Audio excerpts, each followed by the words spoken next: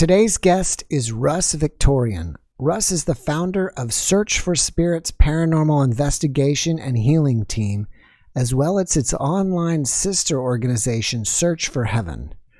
Russ is a blogger for topics such as the supernatural and Christianity, and Russ has had an amazing out-of-body experience that we're going to learn about today. Russ, thank you so much for joining me, and welcome. Thank you. All right. Nice to see you. Yes, nice to have you.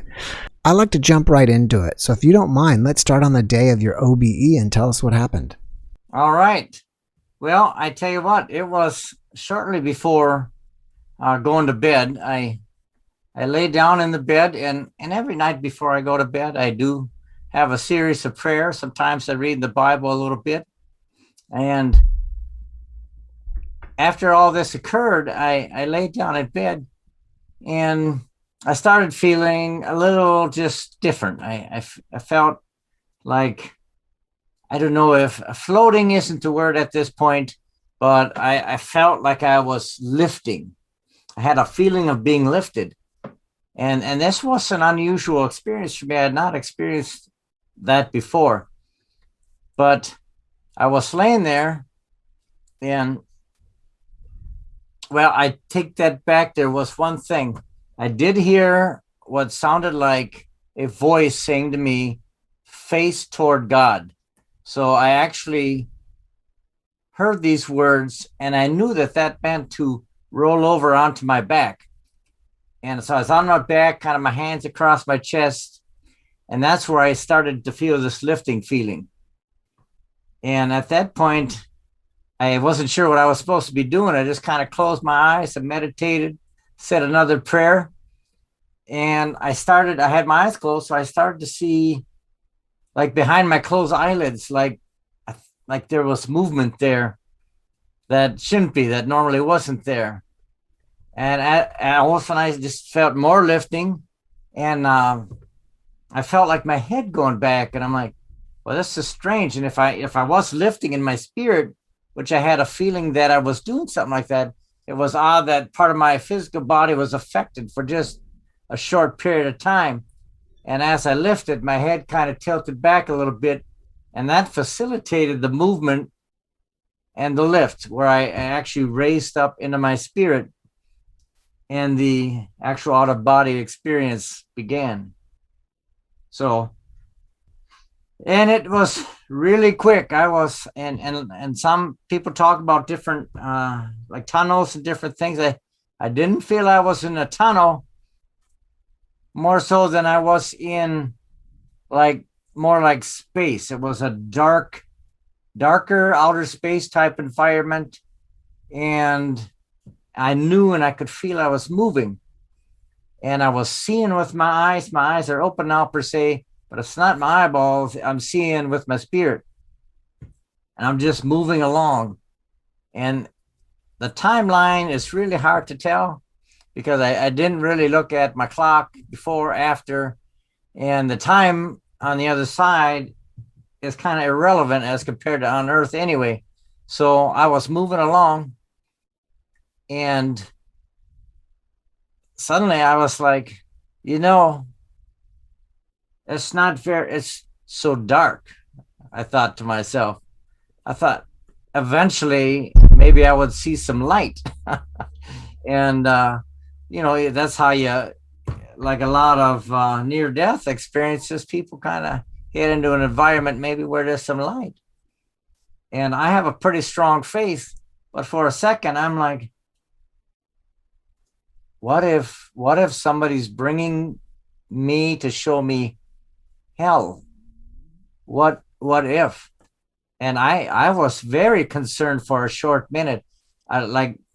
If I would have been in my body, for all I know, my body was hyperventilating back into bed, back at home, But this was very nerve-wracking to me, and I immediately had to go into some type of prayer mode. I said, I got to get control of this environment. And so I started to focus more. I had the reality to focus, and I just kept saying, trust God, trust Jesus, trust Jesus, trust Jesus. And I said that over several times. I said, he's He's gonna be there for me. He ain't gonna leave me hanging anywhere. And all of a sudden, I passed through this environment, and it was an underground, maybe in a big warehouse of some sort, and it was some type of underground sales thing going on. I assume it was perhaps illegal sales of stuff. Why this whole event was underneath in warehouses under the ground. And I see that for a second, and boom, I'm in. Then I'm kind of in a tunnel. I go into this tunnel, and I come zooming in, and boom, it stops. And I'm looking, and I see on both sides of me, there is a wood fence. And there's one on the left that's pretty close, and one on the right that's a little bit farther away.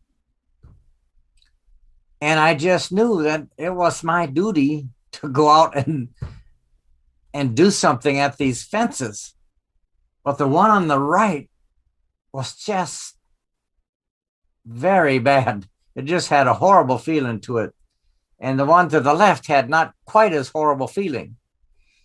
And so I went to the one on the left, and I kind of, like, I was trying to peek over, and I already knew what was inside.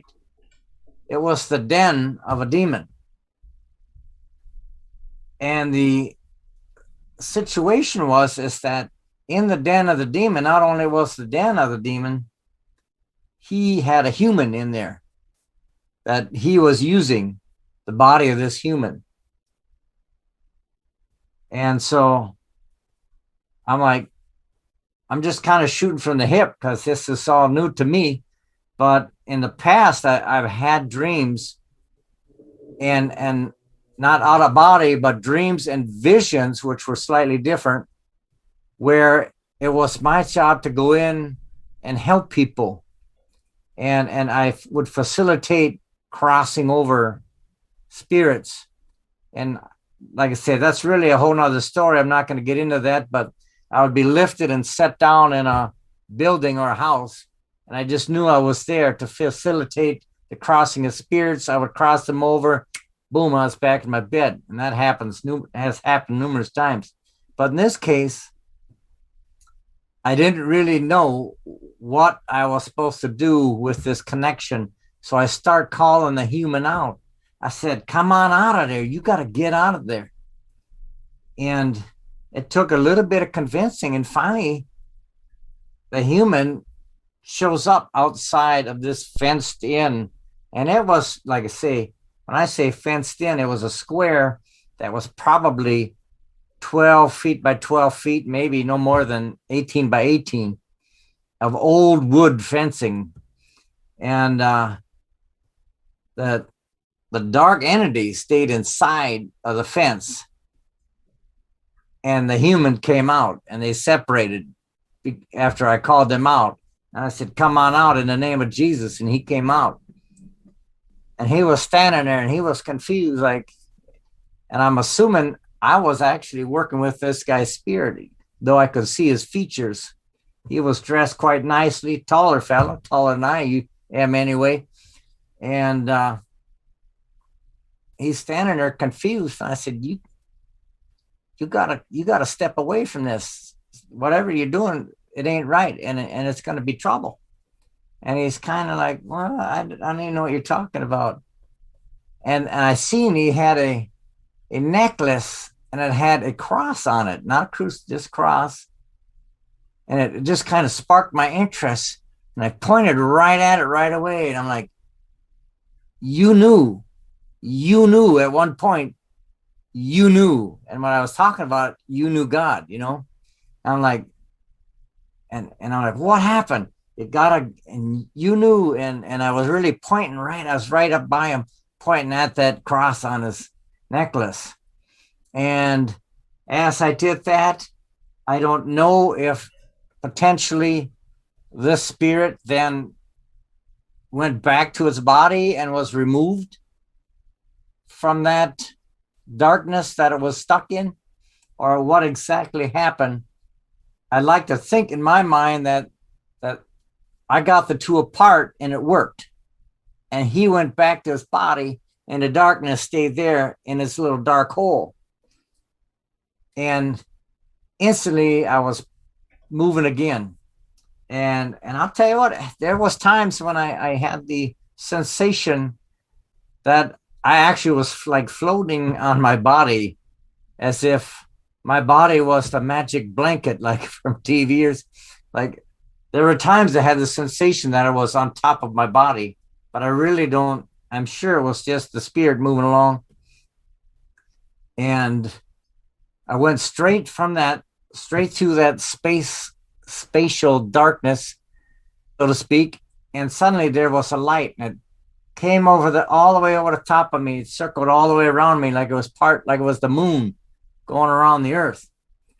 And I was like, really looking at that. I'm trying to identify.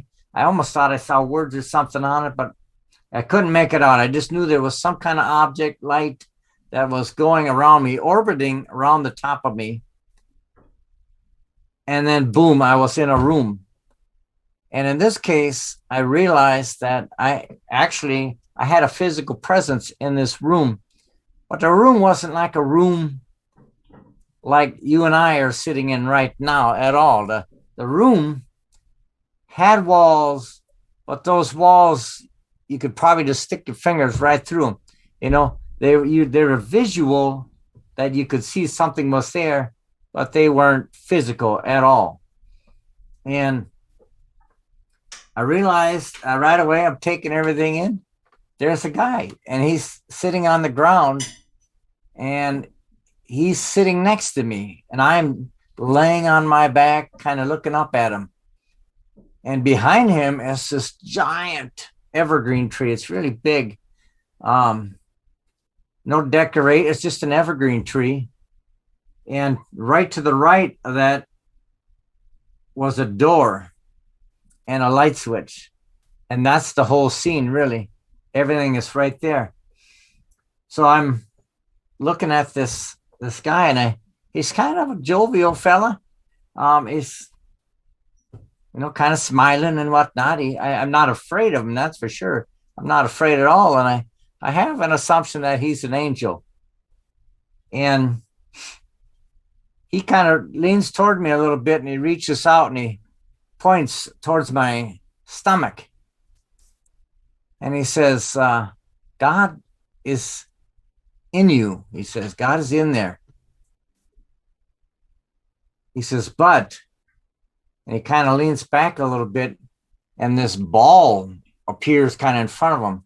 And he says, you have to think more about up there and less about what's going on down here. And when he talked about up there, the ball kind of started glowing.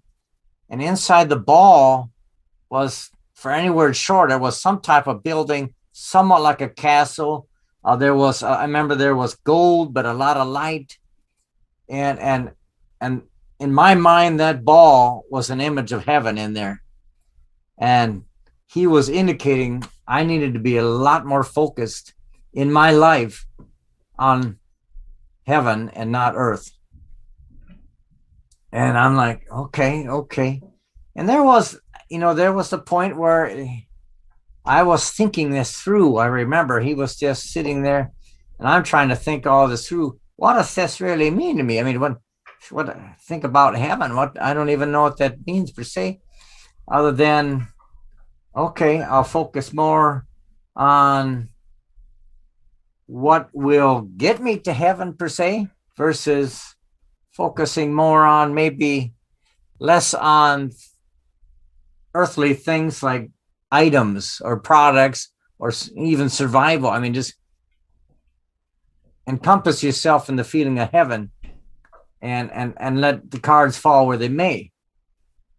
And so I'm thinking about all this stuff anyway. I probably had 100 thoughts in about 4 minutes of time. But all of a sudden I felt something, and it was on my face.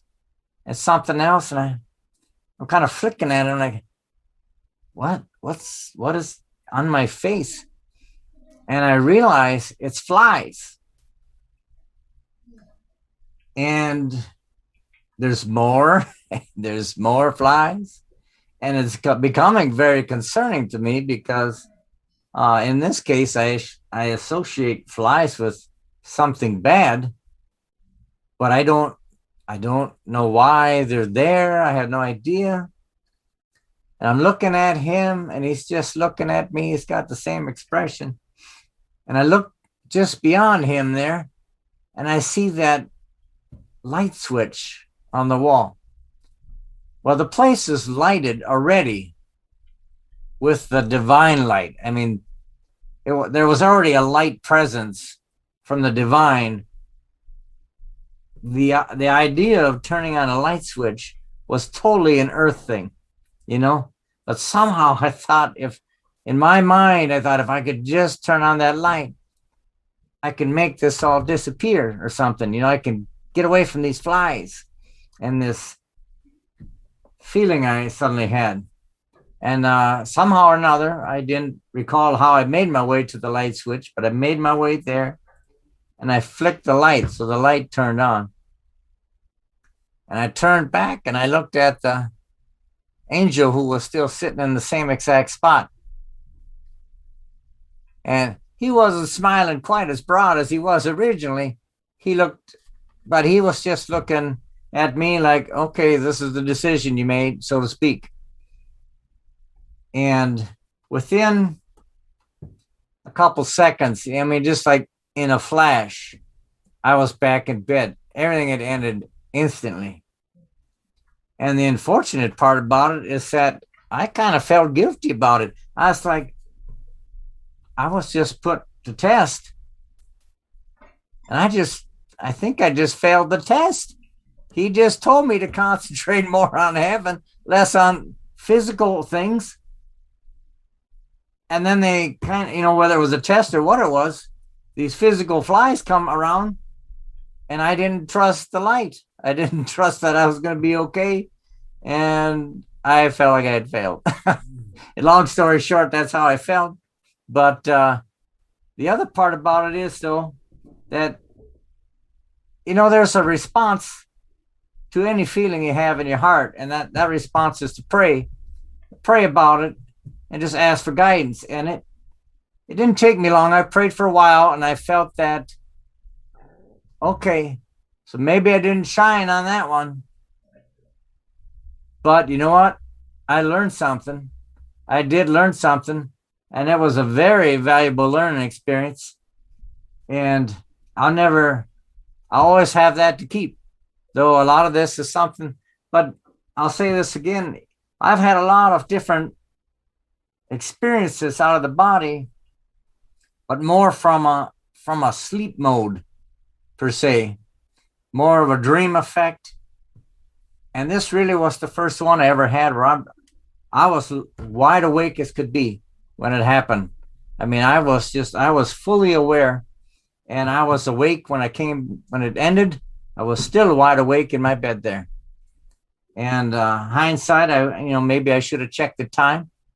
Did it last 3 minutes? Did it last 2 hours? I don't even know. But I did pray quite a bit after that. I do know that. I do know that I felt a darker presence, and I had to pray to get that darker presence out of there. And I'm sure that was the presence of the flies. And that thing came to me, and it had won a little tiny battle. But in the end, I prayed until it was gone, fell asleep, woke up in the morning, and wrote it all down. So that's kind of the story. There was obviously more little details that were fresh in my mind, but it's been a little while. But that's it in a nutshell.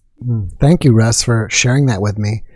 I'm glad that you mentioned that you never fell asleep, because that was my first question was going to be, do you felt like you fell asleep, or were you conscious the whole time? Mm-hmm. But it appears like you were conscious the whole time. It was, and that's what made it so unique. Mm-hmm. And so surreal is the fact that, like I say, I've had plenty of experiences where I even feel myself starting to go down, and I'll go down into a almost like a sleep mode, and I'll have a vision, and then I pop back awake. But this one, I was just wide awake. It was one of the only ones where I was wide awake the entire time. And do you think it's possible that you can describe what the demon looked like? I peeked over, and I knew he was going to be in there. Whatever. I knew it was going to be inside that fenced area. And I peeked in there. I didn't know if it was going to be part human or what, but it wasn't human at all. It was just a muddy looking. I can't even tell you an animal. It didn't represent any animal that I'm familiar with. It was just kind of a heavy. It was like a heavier type presence. So, I mean, it took up a lot of, like, its face was, I remember, kind of big. And it was just like mud is probably the closest thing. It was just an ugly, muddy, fleshy thing that I didn't spend much time looking at. And I realized right away that I need to get the human out of this element. Were you afraid of the demon?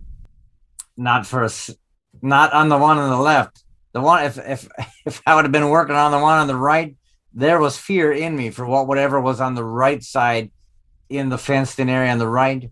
The one on the left, I felt discomforted, but no fear per se. And I say that, and it sounds unusual perhaps to say, but I have had quite a few experiences with that. I've run into them both in investigations and have exorcised some houses. And so it's not unusual for me to have some interaction with demonic type darkness, energies, entities, demons, whatever the reference, whatever they are actually, we'll find out when we die, I imagine, what all the details are. But I've had plenty of run-ins with darkness, but as well as plenty of run-ins with light too. And it's kind of what they say, the higher and the brighter and the light you get, the more darkness tries to mess with you. I've heard plenty of people say that over the years. Is there anything that you do special to ward off the demons, like pray or something? Yes, there definitely is a variety of things. I don't generally carry physical items, but I do help others with their strength by having some type of blessed item on their presence. And so I don't always, I used to carry more, but I haven't in quite a few years now. But definitely everything for me right now comes from my faith. And in my mind, I have come to a part of my life where I feel like I've been born again in Christ, and I have a very tight relationship, I feel, with my faith and with my God and Jesus and the Holy Spirit. The Holy Trinity protects me. Long story short to your question, I don't no longer carry physical items anymore. But I do use and I prescribe holy water to people a lot, and I will do different types of blessings. I've done it on just about everything: homes, people, cars, and wherever there's darkness felt, we try to take care of it so others can feel more comfortable in their lives and not have, because it's a horrible feeling. Before I was born again per se, and I was doing this same type of stuff, there were a couple times where the dark energy got a hold of me, And that feeling is the most horrible feeling in the entire world. You immediately go into this complete and utterly sense of defeat. You can hardly get a good thought out of your head. You just feel totally defeated and worthless and unsuccess. I mean, just the terminology can go on and on forever. I don't think there's a word that can really describe how horrible you feel when a demon gets a hold of you. Mm. And I am totally glad that my faith is the answer to that, and it works for me. And I absolutely know that it works for others because we've experienced it many times now. Now, you describe the angel as being a jovial man. Do you think you can give me any more description? Was he solid looking like us? Was he more of a light being? Did he have wings, or anything else you can remember? Definitely. He was all human being. He, no wings that I seen.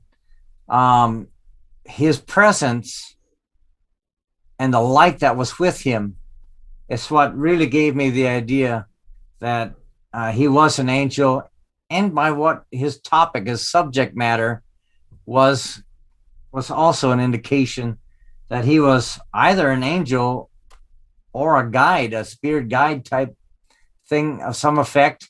It would be one or the other, but I really felt, and sometimes I can't really explain why, but the thought just comes, the thought of a word comes in my head. And I remember the thought of angel. You know, it wasn't something I had to contemplate or put any thought into. Angel, you know, you just knew it. You just know it, and I've seen that with other people's experiences too. You just suddenly know. You're like, but he just, you know, he was a very average person, and it was all about my comfort in my mind. I plant many evergreen trees every year. I plant some in the spring and I plant some in the fall. I'm just an evergreen tree fanatic. And he, or God, Jesus, however it was all facilitated, knew that I really loved evergreen trees. And behind him was this huge evergreen tree. And his image and appearance was as such that was very welcoming, warming, comforting, all the above words, you know, and maybe what I don't think I would have had fear. I mean, earlier in the out-of-body experience, I had I was dealing with the dark side. So anything lighter than that would have been an improvement. But yeah, the environment was made for me to feel comfortable. There was no doubt about that. Right. Do you feel like this experience as a memory is fading or it doesn't go away? The main details which I said are what's burned in my memory. I journaled this when it happened, and it's been some time ago already. I didn't actually go back and look at the date per se, but this happened a long time ago. I did not reread through anything to refamiliarize myself with it before we started this conversation. Everything I just told you just came off the top of my head. Mm-hmm. And that's what's in there. I won't forget that memory till the day I die. Mm-hmm. And I won't forget it after that either. Do you feel like you are spiritually transformed from this experience in any way? The idea of being uplifted into an essence of divine.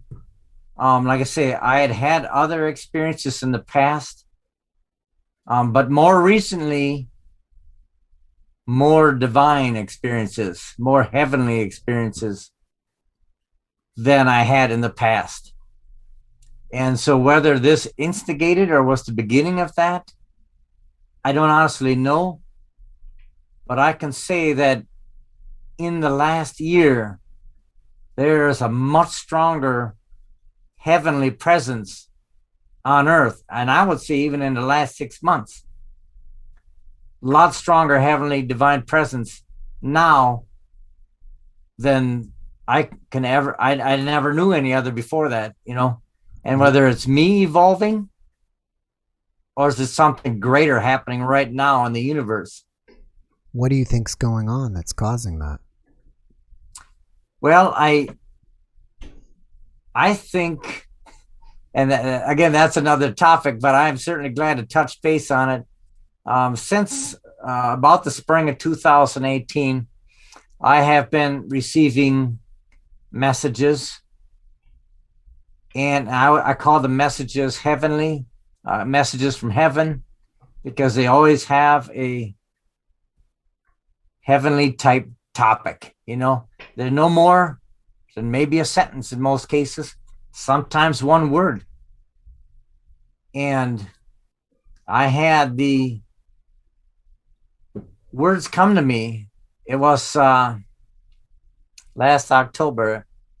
I'm not going to take the time to dig into my files to look at the exact date, but I think it was in October. I had a message that said, this is the first day of the second coming of Jesus Christ. And that was in October of 2020. And since then, I've had several messages that correlate and add to that message. And it probably was about less than a month ago, probably about a month ago, the message I received. And it was something to the effect, I am the Lord God, this is my son. And I feel that,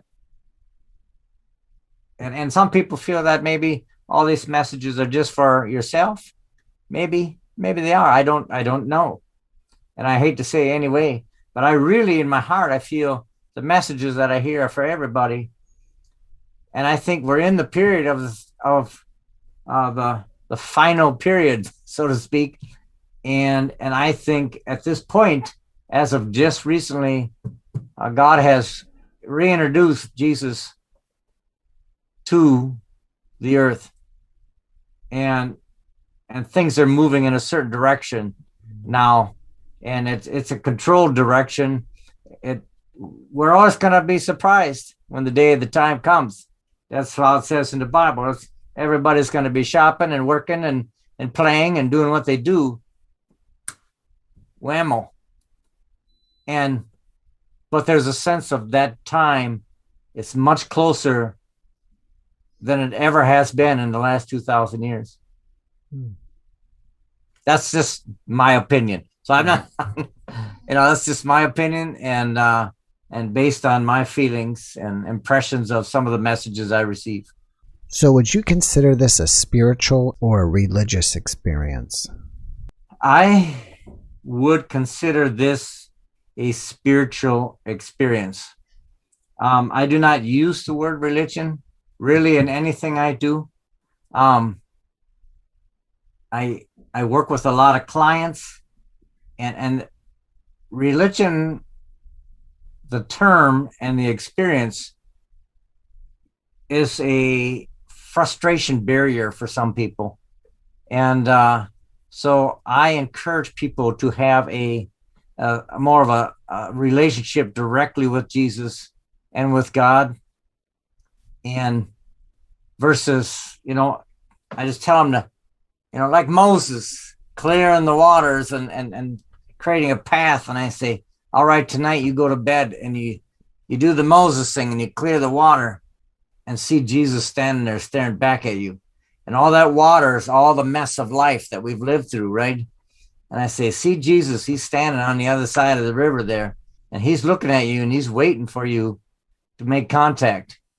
And I said, tonight when you go to bed, you wave over there and you say, hello, Jesus, I'm right here and I am looking for you. And start right there. And that, you can call it spirituality. I sometimes I use the word Christianity a lot more. I very rarely use the word religious, so I wouldn't say religious. Christian, maybe. What makes you think that the demon became the flies that was, attacking your face or in your face? I've read about other people's experiences were an abundance of flies. And I mean, it's been in a movie or two as well. But movies aside, I've read people's personal experiences, and we have been on location at places where we are absolute without doubt. We know there is a demonic presence, and we've come across those flies in those locations. And so I do associate, not all flies, I don't want to give flies a bad rap, but in a certain incidence, when it occurs to you and there's a feeling attached to it, more of a darker feeling to it, like I say, suddenly I just had this incredible urge that I had to flip on the light because I didn't trust that the light of Jesus was enough. I got to turn on a human light. I have to see. I can't be in the darkness. And so I felt the darkness. I felt the urge I had to get rid of it.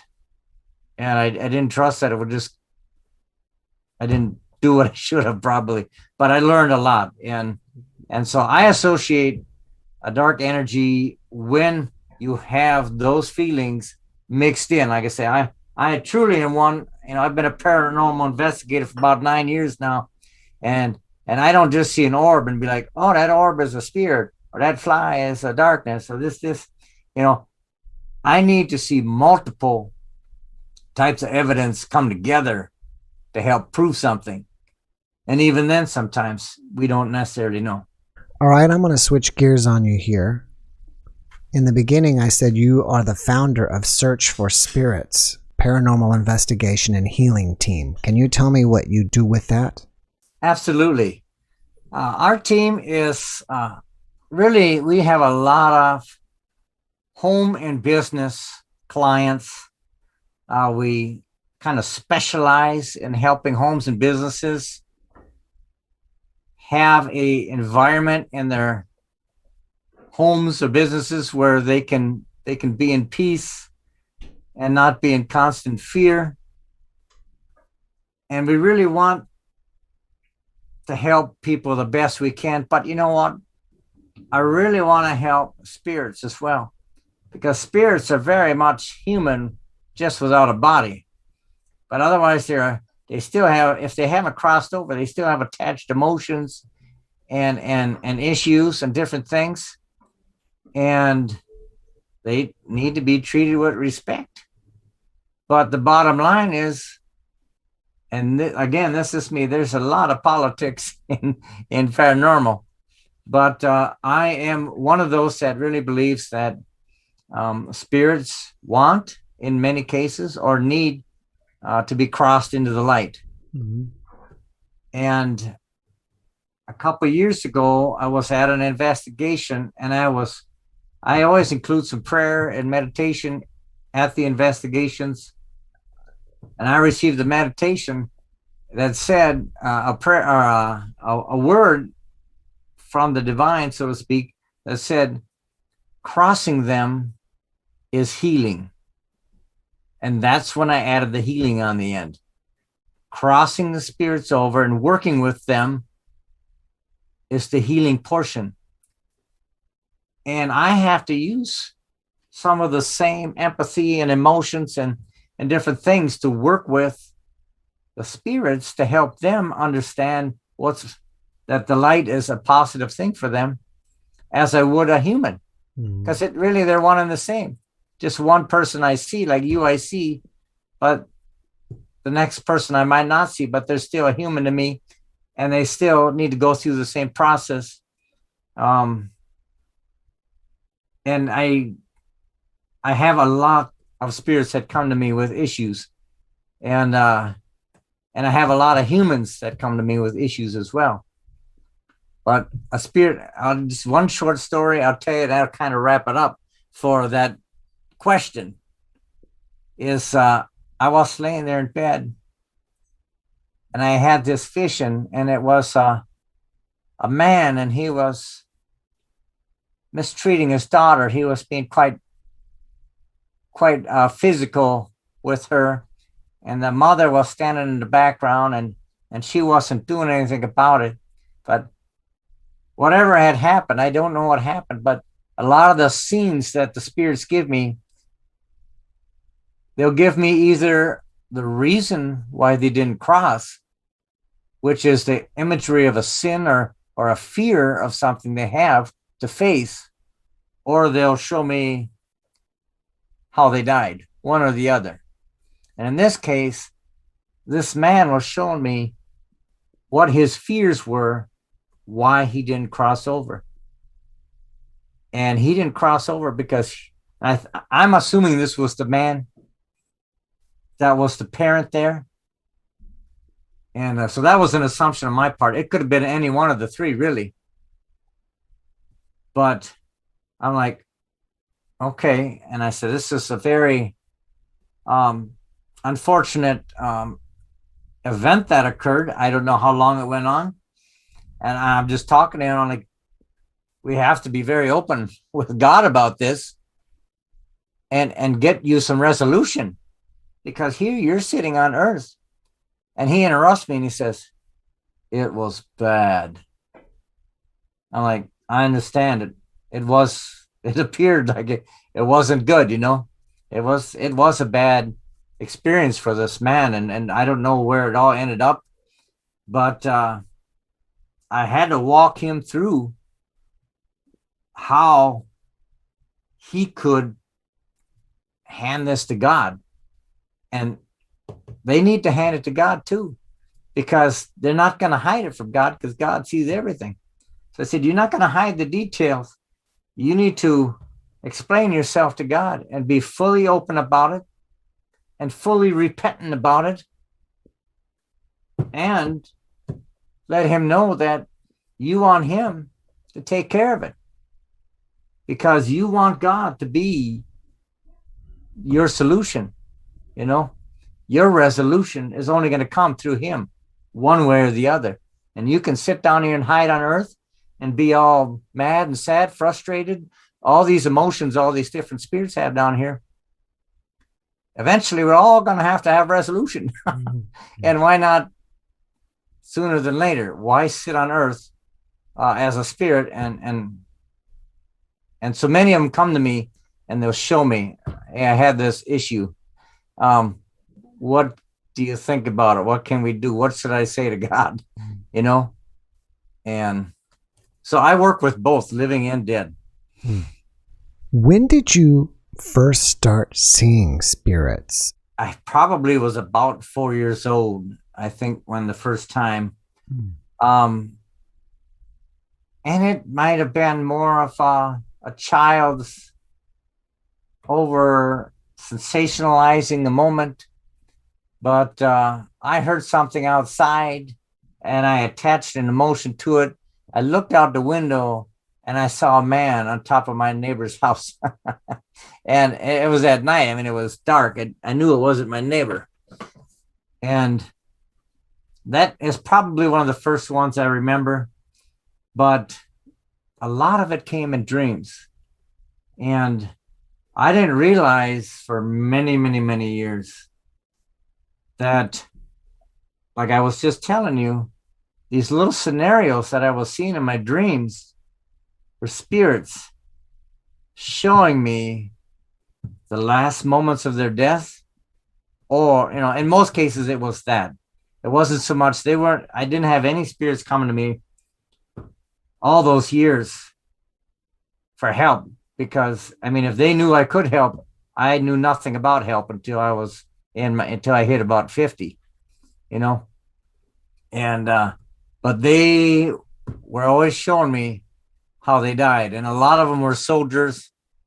Honestly, for many years I thought it was just me, and I had lived multiple lives, and so I kept seeing, so to speak, the end of all these like different soldiers' lives. And a young native boy showed me like his ending of his life and different things. I'm like, what? I don't know what all this is. It doesn't mean anything to me. And growing up, I thought, was I like other people in my life? I thought it was me. And then I got to about 50 and really picked up the pace with this probably when I was about 50. And I already had been investigating for a couple of years, but that's when my faith started transitioning so much more stronger because of the investigating. The two just kind of came together like a stream, you know. And I started realizing through, oh wait, looking back, this is what's going on. I'm seeing spirits' lives, and I had been dating back to when I was I wouldn't say a toddler. I say some I remembered probably was 8, 9, 10 years old. Well, you are a fellow YouTuber. Yes. So what is your YouTube channel? My YouTube channel, I have two, and the YouTube and the actual websites are titled the same. Mm-hmm. It's search the number 4 spirits, all one word. Mm. And not written out. The 4 isn't written out. It's an actual like number 4. Mm. So search 4 spirits. And the other one is search the number 4 heaven, all one word. Mm. And if you get into any one of them, you know, there's enough links and stuff, but we probably have 60 some videos from the search for spirits on YouTube, and maybe about a half dozen search for heaven. Like I say, the search for spirits has been around for quite a few years. And the search for heaven, the sister has only been around about 6-8 months. Mm. So that is it's kind of my new adventure, my new venture, my new status as a tool from Christ. And I mean, he's kind of guiding me a little bit, and I'm just putting stuff on this website that makes sense. People want to know how to get to heaven, maybe, you know. I'm like, somebody needs to show them. Right. Are you on Facebook? And if so, if someone wants to reach out and find you, how do they do that? Yes, I am on Facebook. I do have a page, a Search for Spirits page, but I put most of the stuff on my Russ Victorian page now, because not only was it a little bit more complicated for me, it seemed like it was complicated for other people to try to want to go to both sites. And so most stuff just goes on the Russ Victorian page on Facebook. So if you just look that up, you'll find me. There are some other Russell Victorians out in the world, but Russ Victorian, and you'll immediately know you're on the right one when you see some spirit-related material. I have one of my business cards right on the page, so you'll be able to tell when you're on the right page. Before we wrap it up here, do you have one last message that you'd like to share with the audience? Well, I certainly do. I feel that, as you know, I mentioned kind of throughout this that I feel that I am a Christian, and I had a man talk to me once. He said, you know, maybe this all happens just because you're thinking about it all the time. And, you know, and the guy has a good point.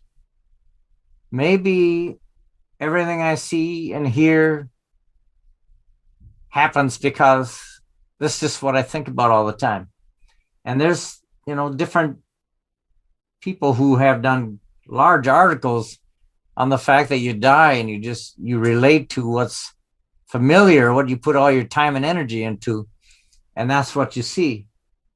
And that's fine and dandy. I'm okay with that thought process. But the other part about it is I have experienced so many personal miracles where I've gone into complete strangers' homes and worked with them and seen the miracle occur, and they've seen it. Not just me. It's not just me. It's members of my team. It's members of families and business owners I've worked with over the years, over and over and over, where we utilize the Holy Trinity and the name of Jesus Christ to help these people. And it works over and over and over. And that has built my faith up so high, and it can build up everybody else's too, per se. I understand. I have plenty of family members and friends, different things that they maybe don't even. I have some that don't even believe in God. That's fine. That's fine. But I tell you that if you know me at all, I'm not joking. I'm not lying. I'm not stretching the truth. This is a serious business. Our team is a healing team. The investigation is just, we do just enough investigation sometimes to just get the information we need to make it a positive experience for both the spirits and the family. That's why we investigate. But it's all about the healing, helping others, whether they're living or dead, just helping them out, both of them. All right, Russ, thank you for that message. And thank you for joining me and sharing some of your stories with us. Absolutely. I had a great time. I mean, I mentioned right off the bat, I said we could get going. We could probably talk for about 36 hours straight. Yeah. That would be silly. I don't think anybody want to listen to us for that long. But I thank everybody for taking the opportunity to listen. I absolutely thank you for making contact. And I appreciate it all. And I wish you good success. I wish you the same. And have a great evening. You too. Bye-bye. Bye.